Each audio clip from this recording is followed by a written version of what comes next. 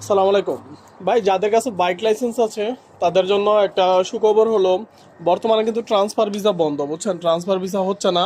বা যাদের কাছে লাইসেন্স আছে তারা যে কোম্পানিতে আছেন কোনো ঝাঁঝামেলা আছেন, অথবা কোম্পানি আপনাদের সাথে কোনো প্রবলেম করতেছে, এমন কোনো লোক যদি বা এমন কোনো ভাই যদি থাইকা থাকেন, তাহলে আপনি ইনস্ট্যান্ট আপনার ওই কোম্পানির কাছ থেকে ক্যান্সেল নিয়ে আপনি আপনার পার্শ্ববর্তী যে কোনো তালাবাতের রাইডারদের সাথে যোগাযোগ করেন।